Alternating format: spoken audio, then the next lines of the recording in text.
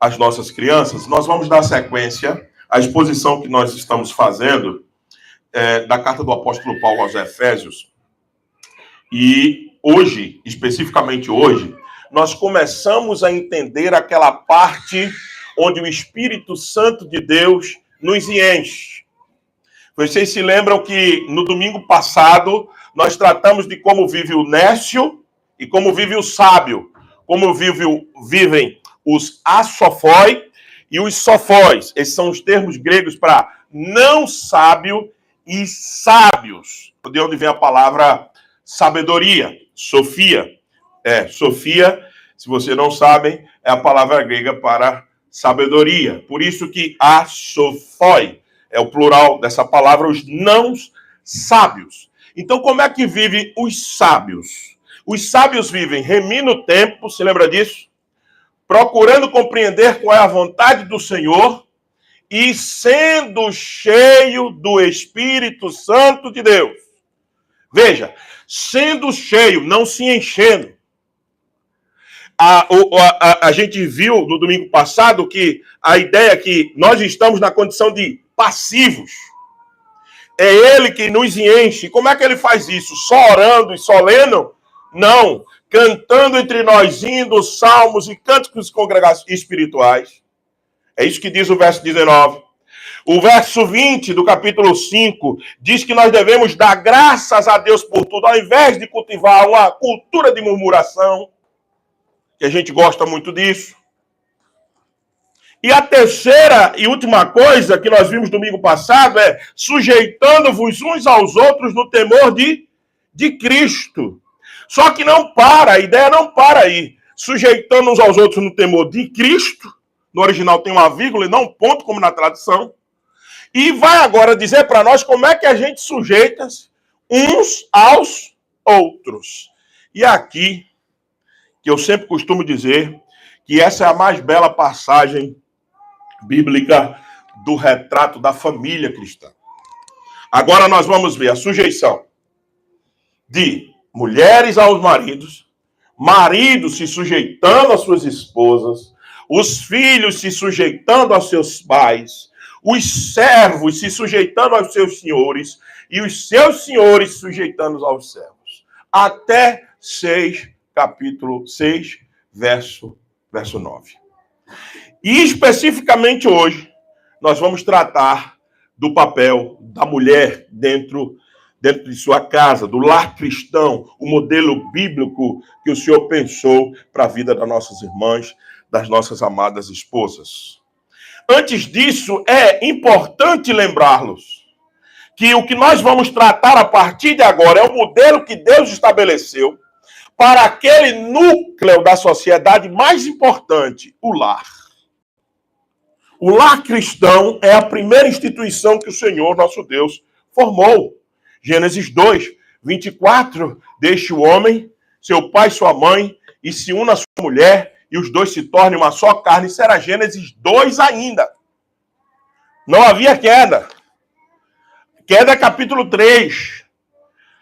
Imediatamente, quando Deus cria todas as coisas físicas, o mundo físico, ele introduz a ideia da família imediatamente. A família é a primeira grande instituição.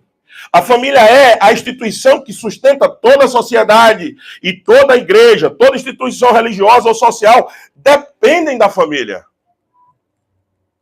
E aí a grande importância que a família cristã tem na estruturação dessa sociedade. Todas as coisas que atingem a família, elas vão repercutir dentro da igreja ou dentro da sociedade. Não há como escapar disso. Ou dentro da igreja ou dentro da sociedade vai ser atingido os problemas que tem dentro da família. Temos visto casamento, meus irmãos, dilacerados, famílias desestruturadas, as hierarquias ou as funções, melhor dizendo, estabelecidas por Deus, pai, mãe, filhos. Pai e mãe não se respeitam, filhos não respeitam os pais, pais não amam seus filhos, não se respeitam por uma questão muito simples. Eles desistiram de aplicar na sua casa o padrão de Deus, o padrão bíblico. Há uma desistência clara por causa do fenômeno da nossa época chamado relativismo. Não existe mais verdade que durem tanto. Elas duram de acordo com as necessidades dos tempos. Os tempos mudaram, pastor. A gente precisa ser dinâmico. Tem coisas, meus irmãos, que são fundamentos eternos, elas não mudam. Quando elas mudam na nossa vida treme e tudo fica bagunçado, porque são fundamentos eternos que Deus colocou para ser mantido para sempre. Aí você quer pegar leis e instituições que foram colocadas para ser perpétuas, eternas, e você quer dizer, não, isso muda. Isso é relativismo. Isso é você entender que verdades absolutas e eternas colocadas por Deus podem sofrer alteração. Esse é o grande perigo da nossa sociedade. Isso é o perigo que ataca a igreja, o grande relativismo. Outra filosofia que acabou desestruturando nossas famílias é o pragmatismo. A gente faz o que dá resultado dentro de casa. A gente primeiro toma as decisões dos nossos projetos, da nossa família, como esposo, como esposa, como os filhos, na prática, no pragmatismo. Espera aí. Mas se eu fizer assim, do jeito que a palavra está dizendo, não dá muito resultado. O problema é que crentes pragmáticos esqueceram absolutamente que o resultado da vida deles não depende deles mesmos. Depende da boa mão do Senhor sobre a vida deles. Depende do quanto Deus encaminhará todas as coisas e providenciará todas as coisas. Os ganhos, os nossos lucros não determinam o quanto nós vamos desfrutar deles. Quantos que muitas e muitas vezes têm lucro absurdo e parece, como diz o profeta Ageu, que recebeu seu salário no saco furado, não dá para nada. Quanto que muitas vezes outros que ganham poucos, não têm tantos lucros absurdos, continuam com a sua vida pacífica e tranquila, desfrutando da bênção de Deus no simples e no barato. Então, muito cuidado quando você definir, tomar atitudes dentro da sua casa. Não vá pelo caminho do pragmatismo. Pense o que Deus estabeleceu para a minha vida. O que Deus quer para a minha casa. Qual o padrão dele? Qual o modelo dele? É sobre justamente isso que nós vamos tratar. E a última filosofia, além do relativismo, pragmatismo, que tem destruído nossas igrejas. Nossas casas. E, consequentemente, atinge as igrejas. E por isso que Paulo está preocupado. Porque Paulo, em carta que é para a igreja, os Efésios, está tratando de família. Porque o apóstolo Paulo sabe que ele pode falar para a igreja, dizer que ela foi comprada pelo sangue de Cristo, que a gente tem que viver como um corpo, como uma família, unidos, tal. Mas se houver desestruturação lá no nosso lar, vai atingir aqui. Aqui é quem sofre. Então é por isso que o apóstolo Paulo vai trabalhar justamente nessa perspectiva. E a última filosofia que ele ataca é o hedonismo. Muitos casamentos têm acabado porque as pessoas se casam na perspectiva de que elas precisam ser felizes. Elas têm que ter prazer absoluto no casamento. Elas esqueceram que o casamento é um compromisso de complementariedade e não de unicidade.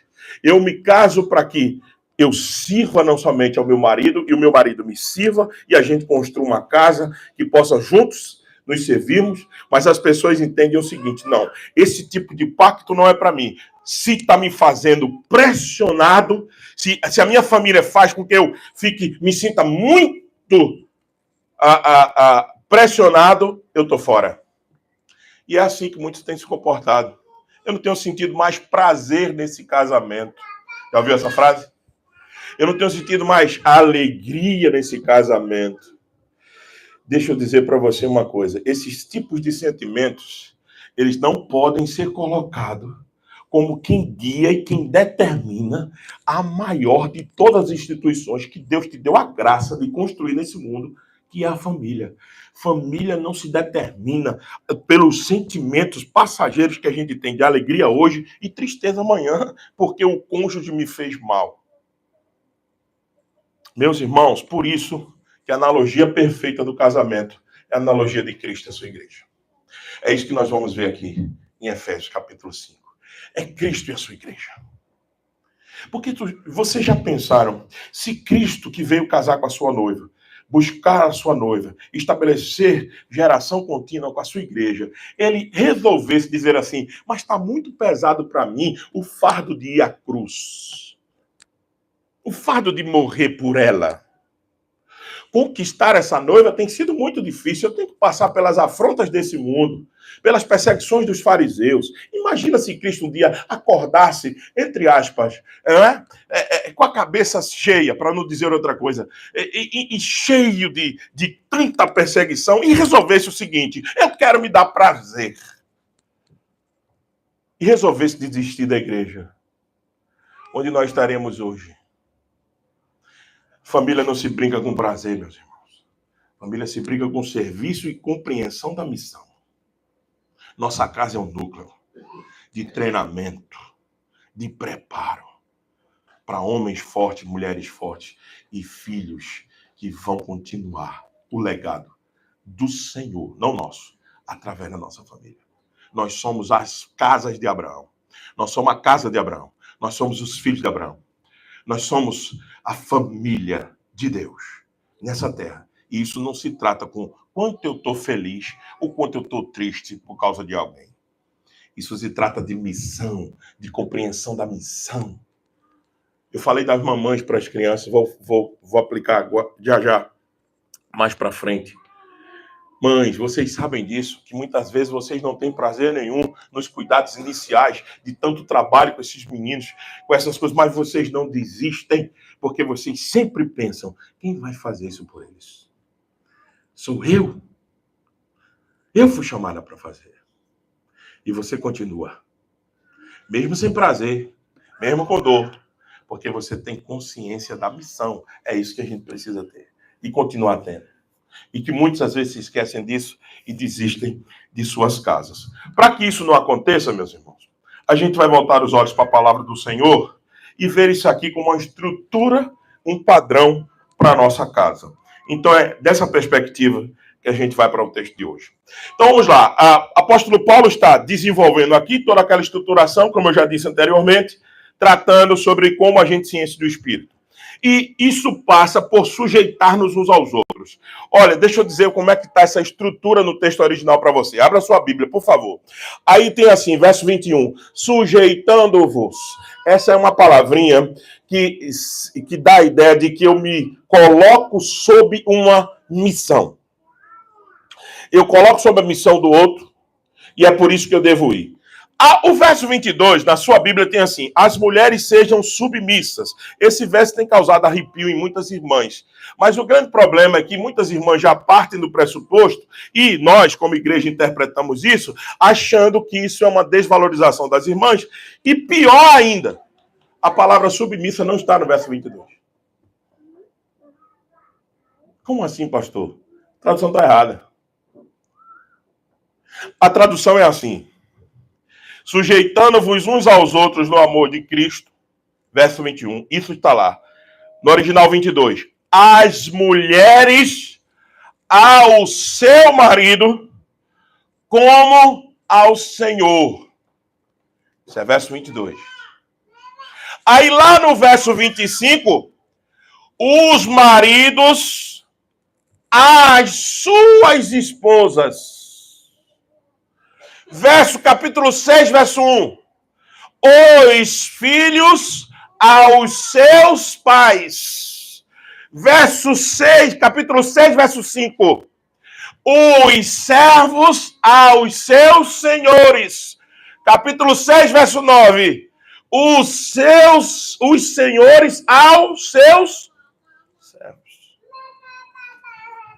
Por isso que o tema, estranhamente você pode estar pensando, mulheres aos maridos. Porque a palavra submissa ou submissão não é apenas para a mulher, é para o marido, para os filhos, para os servos e para os senhores. Então pare de se arrepiar. Que não é só você que tem que ser submissa. Eu também. Os filhos também. Os patrões também aos seus servos. Entendem isso? Então, a gente ficou muito tempo e muitas vezes o apóstolo Paulo foi criticado, talvez pela forma da tradução, criticado por ser um homem machista. Isso é machismo de Paulo. Leia o texto direito. Paulo está dizendo o seguinte: todos têm que se submeter a todos, mas cada um dentro da sua função que recebeu da onde? Da parte de Deus. Todos são submissos a todos. Por isso que o verso 21 é: sujeitando-vos uns aos outros. Não é só sujeitando um a outra classe. Não, cada classe que vai ser dita aqui tem que se sujeitar a outra e vice-versa. Veja se não é assim nos versos que foram dados para mulheres. Apenas 3 versos para nossas esposas. As mulheres sejam submissas, como está na tradução do português, ao seu próprio marido como ao Senhor, porque o marido é o cabeça da mulher, como também Cristo é o cabeça da igreja, sendo este mesmo o salvador do corpo. Olha a submissão. Se submeta aos seus maridos, mas os maridos tratem as suas esposas como Cristo tratou a igreja a ponto de morrer pelo corpo. E ele continua, e o texto continua: como, porém, a igreja está sujeita a Cristo, assim também as mulheres sejam em tudo submissas aos seus maridos. A palavra submissa no verso 24 existe, para dar ideia, para repetir a ideia do verso 21. Então vamos nos aproximar dessa estrutura. Como assim as mulheres ser submissas aos seus maridos? A gente precisa entender e voltar à auxiliadora, como ela foi criada em Gênesis capítulo 2, verso 18. Lá está, minhas irmãs, o propósito pelo qual vocês foram criadas. Primeira característica dessas mulheres, quando elas foram criadas, é que elas são auxiliadora idônea. Está lá o texto. Gênesis, capítulo 2, verso 18. O Senhor, quando criou a mulher, ele a fez auxiliadora, ou seja, um homem foi formado primeiro, o que demonstra a sua questão de liderança inicial, porque ele foi criado primeiro, segundo o relato bíblico. Mas a mulher foi dada mais tarde como auxiliadora. E a palavra auxiliadora implica não na inferiorização da mulher, mas na inadequação do homem. Presta atenção. Quando Deus olha e diz: não é bom que o homem esteja só, far-lhe-ei uma auxiliadora que lhe seja idônea, ele não está olhando para que a mulher seja um elemento de segunda categoria ou de segunda condição. Mentira. Ele está olhando dizendo: esse homem não é completo sem uma outra parte. Vou fazê-la para que os dois se completem. Nós somos crentes. Acreditamos nas Sagradas Escrituras. E nós acreditamos no complementarismo. Nós acreditamos plenamente que uma mulher completa um homem, assim como um homem pode também completá-la. Então, cuidado.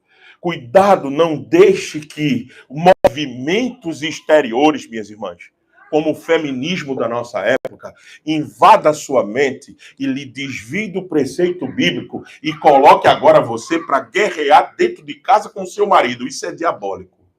Isso não é bíblico. Isso não é de Deus. Vocês não são dois. Vocês foram feitos para serem um. Então, muito cuidado com isso. A palavra auxiliadora aqui implica a inadequação do homem, não a inferioridade da mulher. Mesmo porque a palavra é usada, sabe para quem? Para Deus. Se você diz que Deus criou a mulher de forma inferior, você tem que dizer que também ele é inferior. Porque o mesmo termo que ele usou para auxiliadora idônea em Gênesis 2:18, ele usou para ele mesmo. Como Salmo 30, verso 10. Salmo 54, verso 4. Todas as vezes a palavra auxiliadora aparece para Deus. Então a missão de vocês, minhas irmãs, por favor, não a subjuguem. Não joguem fora. Não desprezem, minhas irmãs, aquilo que Deus lhe deu. Deus deu a vocês o papel que ele desempenha com o seu povo. Ajudar, auxiliar, suportar o seu marido. Para quê? para que ele, não, para que vocês ganhem, a família de vocês ganhe, para que os filhos de vocês se fortaleçam. Essa é a perspectiva. Então, cuidado quando você se aproximar de tema como esse e sempre deixe-se guiar pelas Escrituras. Quando Deus criou a mulher como auxiliadora, porque a mulher tem capacidade de nutrir e equilibrar um ambiente familiar, como nós, homens, muitas vezes não temos. Há contribuições que as mulheres trazem ao relacionamento que os homens não têm condições de trazer. Não tem. A educação dos filhos, por exemplo, seria totalmente capenga se só dependesse de nós como homens. A educação dos nossos filhos cabe também a vocês, minhas irmãs. Essa é uma das maiores contribuições para o equilíbrio do lar que vocês dão. Pois já que a responsabilidade primária, entenda, primária de suprir a casa de tudo é dos homens, pois já que a responsabilidade primária de prover o alimento é dos homens, de prover tudo é dos homens, digo primária, porque não necessariamente sou contra que mulher trabalhe. Não é esse o meu ponto aqui, nem a Bíblia é. Não é esse o ponto das Escrituras. Nós estamos dizendo primária porque nós acreditamos que em algumas circunstâncias, aí cada família vai julgar, é importante a contribuição de trabalho que a mulher faça. Esse não é o nosso ponto. Mas, como condição primária, ela é mãe de filhos. Foi dada a ela a capacidade de gerir gestacional de 9 meses. Se ela fosse quem devesse ser a primeira responsável pela provisão do seu lar, será que Deus tinha dado a ela a condição de ficar gestante durante 9 meses? Gestação não é doença, é verdade. Mas impede algumas coisas, vocês sabem disso. Então, como é que a gente entende essa distribuição de tarefas que Deus fez? Fazendo assim, não é para impedir que um ou outro grupo trabalhe, mas é para que haja papéis bem definidos. E na hora de tomar a decisão, esses princípios voltem à nossa cabeça. E o princípio é muito simples, é o Salmo 128, que eu gostaria que você abrisse. É o desenho, para mim, de uma família cristã mais bem desenhada nas Escrituras. Salmo 128. Olha só como é que está isso. Olha que desenho, para que a gente entenda. Salmo 128.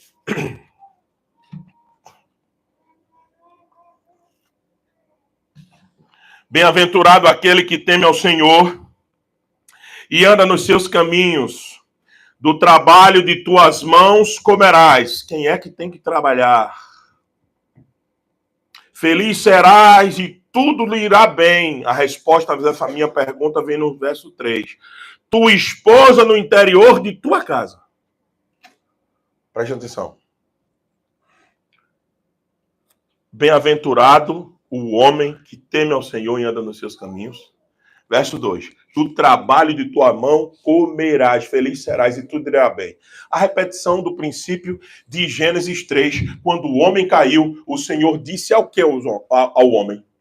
Do suor do teu rosto comerás, mas só que cardos e abrolhos nascerão da terra, ou seja, será duro o teu trabalho. E a mulher disse o quê? Multiplicarei as dores da tua gravidez. Deixando muito claro para nós o que Deus pensa. O homem como um provedor e a mulher como a rainha de um lar, que ela mesma estabelece junto com seu marido. Veja, tua esposa no interior da tua casa será como a videira frutífera, teus filhos como o rebento da oliveira ao redor de tua mesa. Mesa nas Escrituras sempre é comunhão. Haverá comunhão, alegria, felicidade nessa casa. E eis como será abençoado o homem que teme ao Senhor. O Senhor te abençoe desde Sião para que vejas a prosperidade de Jerusalém durante os dias da tua vida. E somente essa casa será abençoada, senão a cidade também será abençoada. É isso que o texto está dizendo. As nossas famílias atingirão Jerusalém. Mas somente a nossa família, veja o verso 6, que extraordinário. Veja os filhos de teus filhos, ou seja, os netos. A continuação da nossa família.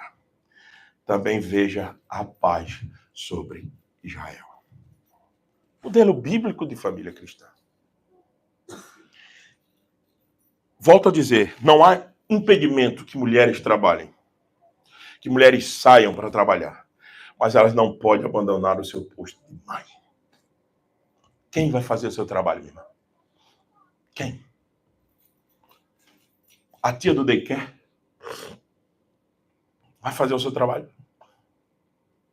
Você tem certeza disso? A tia do daycare vai ensinar os princípios bíblicos para os seus filhos? Você tem certeza disso? Você está convicta que pode outra pessoa assumir o seu lugar para educar os seus filhos? Você está certa disso? As escrituras dizem que não. O lugar é seu. O posto é seu. O trono é seu. Se você quer continuar desenvolvendo suas carreiras profissionais, amém, não tem problema disso. Mas que vocês não desistam do papel de mãe. Eu tenho uma mãe que é aposentada do serviço público da minha cidade, foi diretora há muitos anos de escola. E é por isso que eu não sou, e absolutamente contrário, que mulheres desenvolvam suas carreiras, estudem, cresçam. Não há problema para mim com isso, porque eu vi dentro da minha casa. Agora tem o seguinte, ninguém tomava a minha lição. Ela quem tomava a minha lição da escola. A roupa da gente, quem cuidava era ela. Peguei ela muitas vezes de madrugada com a cara no livro, estendida assim, passando pro banheiro. Mãe, não, meu filho, estou terminando de fazer um trabalho aqui para a faculdade, porque tu fazia pós, fazia tudo. Mas ninguém tomou minha lição. Ela não deu o papel de mãe a ninguém. Ela não deu a empregada lá de casa que tinha. Ela não fez isso. Ela assumiu o lugar dela. Não transferiu para o meu pai nunca. Se você aguenta, vai em frente. Agora, não dê o seu lugar a ninguém. É seu. Foi Deus que lhe deu. Não transfira a responsabilidade que é sua, minha irmã, para ninguém. É sua. Assuma. Porque aí, com certeza, seu marido será muito abençoado e seus filhos serão extremamente abençoados. E a ideia de submissão aqui, voltando para o texto de Efésios capítulo 5, veja que a submissão no verso 22 é ao seu marido, não é a homem nenhum, não é outro homem. É somente ao seu marido. É isso que você precisa entender. Aqui Paulo está preocupado com a dinâmica dentro de casa. Apóstolo Paulo não está falando para fora da casa. Apóstolo Paulo está dizendo o seguinte, em casa, você seja dessa maneira, para que ele também continue cumprindo o papel dele de como? De Cristo. E faça isso. Qual é a motivação, minhas irmãs, que vocês têm que fazer isso? Como ao Senhor. Sabe por que vocês deviam fazer isso? Porque o Senhor de vocês está pedindo, está mandando. Não porque o marido de vocês gosta disso. E o cara pálido, a gente vai pegar ele na semana que vem. Semana que vem é a vez dele. Então entenda. Não porque seu maridão gosta. Tá acabando? Obrigado, Emerson. Não porque você deveria fazer com toda a raiva do mundo, tá? Tudo bem, fazer o quê? Não. Mas porque isso salvará a sua casa. Isso glorificará o seu Senhor. Por isso que o apóstolo Paulo está dizendo, faça como ao Senhor. E não como a homem nenhum. A missão que ele te deu é para que você faça tudo isso por causa dele. E ele explica por quê. Porque o marido é o cabeça da mulher no sentido de liderança, como também Cristo é o cabeça da igreja, sendo este mesmo o salvador do corpo. Deixa eu explicar isso aqui com 1 Coríntios capítulo 11, verso 3. Se lembra de 1 Coríntios capítulo 11, verso 3? Lá diz o seguinte, que o homem é o cabeça da mulher, e Cristo, assim como Cristo é o cabeça da igreja, e Deus é o cabeça de Cristo. Está lá, 1 Coríntios, capítulo 11, verso 3. Se você achar que isso é inferioridade, presta atenção na sua teologia. É a sua, não é a minha. Eu não acredito nisso. Eu não acredito nisso. Se você achar que o que está sendo dito aqui é inferioridade ou posição de hierarquia, a sua teologia está dizendo o seguinte: Cristo é inferior a Deus. Você acabou de criar dois deuses dentro da Trindade. O que está sendo dito aqui, à luz de 1 Coríntios capítulo 11, verso 3, é que existem funções de liderança que cada um exerce. O homem em relação à sua casa, o Cristo em relação à sua igreja e Deus em relação a Cristo. Porque quem enviou Cristo? Foi o Senhor nosso Deus.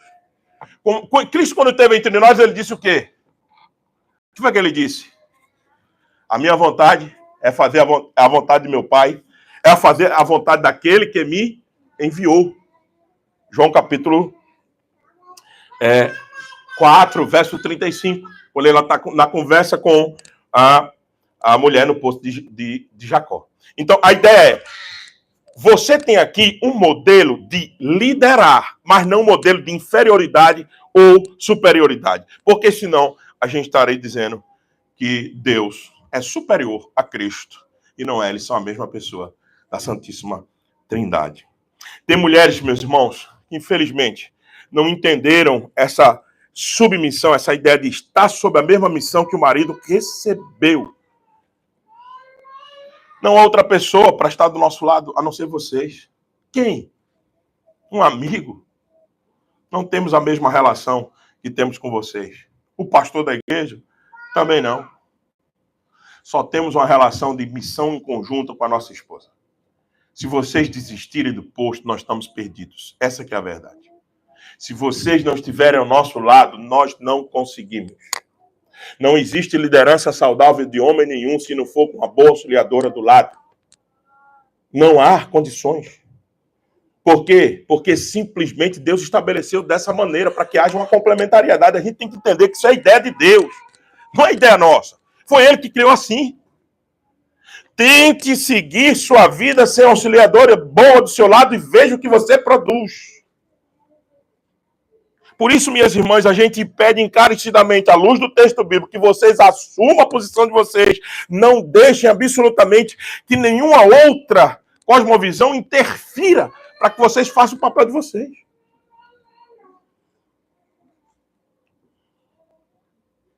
Isso não a faz a mulher uma pessoa sem opinião. Ou mesmo deve aceitar tudo que vem do seu marido, sem a mínima reflexão. Não é isso que o texto está dizendo. Pelo contrário, ela deve participar de todas as decisões do lar. Ela é uma auxiliadora que tem que dar sua opinião, dizer o que pensa, o que acha. E o marido deve ouvir e considerar junto com ela, para que tome as decisões corretas. Por causa de uma falta de sabedoria de Nabal, se lembra de Nabal, do caso de 1 Samuel capítulo 25, verso 3 a 38, quase que ele bota a perder todos os seus e toda a sua casa. Davi, passando com fogo com seus homens, já tinha salvado Nabal em outra situação, lembrou que o campo era de Nabal e mandou pedir a Nabal que mande, por gentileza, por caridade, um pouquinho d'água, uma botijazinha de água e um pouquinho de pão para a gente passar esse deserto aqui e ir embora. Nabal disse: quem é Davi? Pode dizer ele que eu nem conheço ele. E já tinha defendido o campo dele. Davi disse: hoje Nabal não passa de hoje, vai morrer.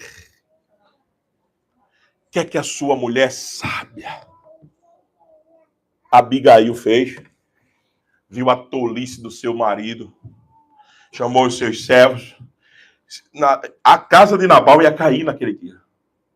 Abigail sabiamente disse: não, cozinha aqui os pães, pegue vinho, pegue queijo, pegue água, pode tudo.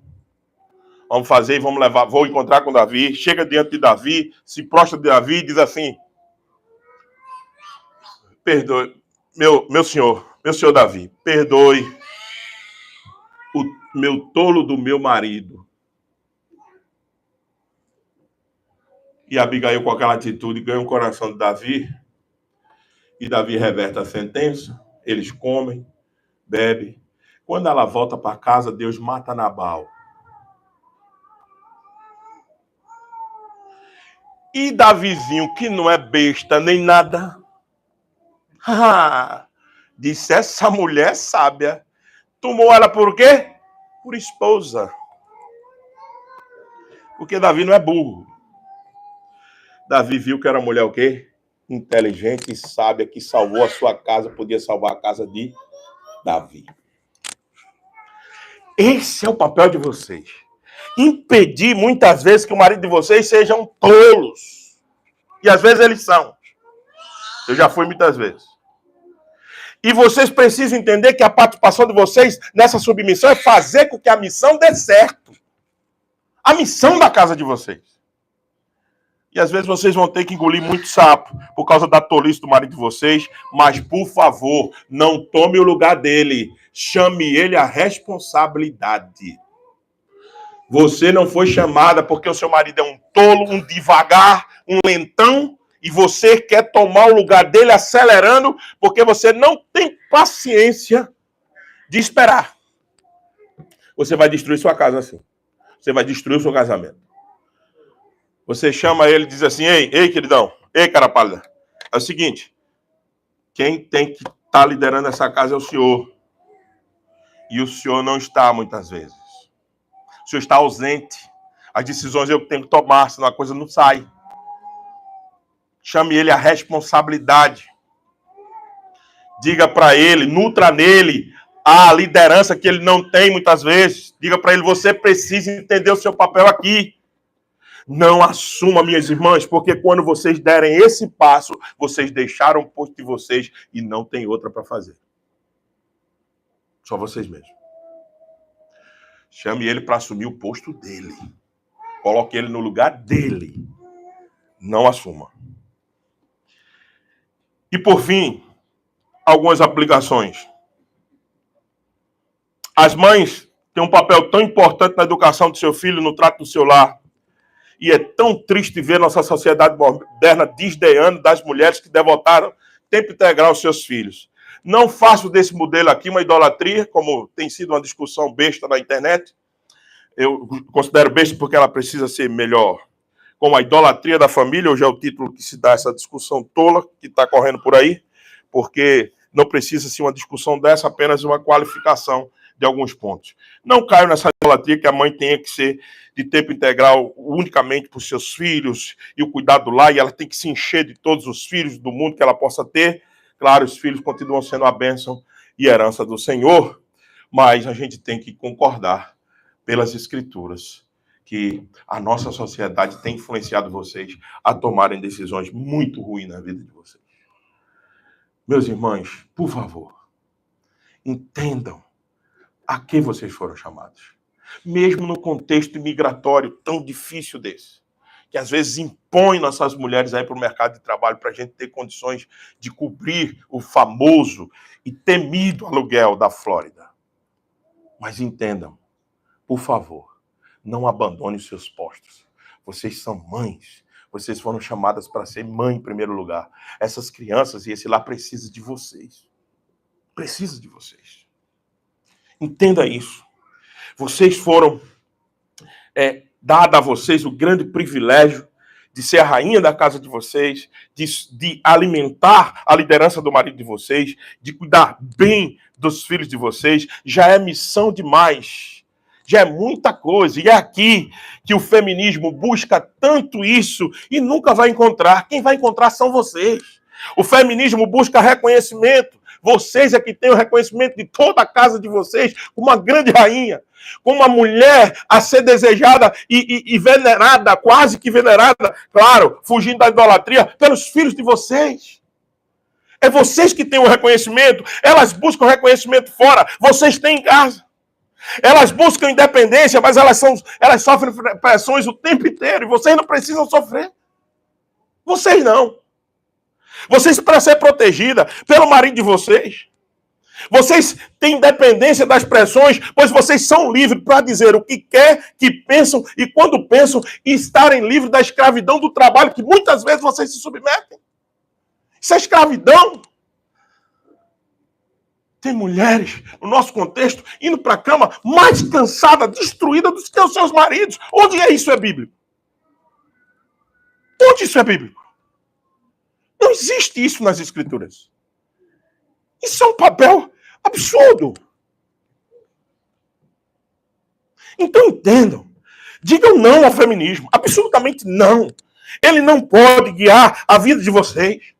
Vocês não podem olhar para trás e dizer assim, mas deixei minha faculdade. Para quê? Para que vocês formem homens de Deus e servas de Deus. Amém. Deixem mesmo. Para que os filhos de vocês perfumem a nação com o Evangelho de Cristo. Faça isso. Porque vocês foram chamados para treinar esses meninos ao caráter de Cristo e fazê-los grandes homens, grandes servos de Deus e grandes servas de Deus. Essa é a nossa principal missão. Essa é a principal missão de vocês. Então, o feminismo busca reconhecimento. Vocês é que têm. O feminismo busca independência. Vocês é que são livres. Vocês é que são livres. Elas estão presas, amarradas a um conceito que escraviza elas mesmas, que faz do corpo dela completamente algo a ser descartado. A Bíblia não. A palavra do Senhor não. Protege vocês. Guia vocês. Cuida de vocês. Elas estão em busca de melhores ganhos. E vocês já têm os melhores ganhos. Os maiores ganhos de sua vida serão a edificação da sua casa, dos seus filhos. Porque, como o rebento da oliveira, eles estarão ao redor da mesa de vocês. Eles estarão ao redor da mesa de vocês. Tem muitas mães que não têm o privilégio de receber grandes festas, grandes comemorações, grandes homenagens, porque simplesmente elas acharam que seus filhos eram menos importantes do que sua vida.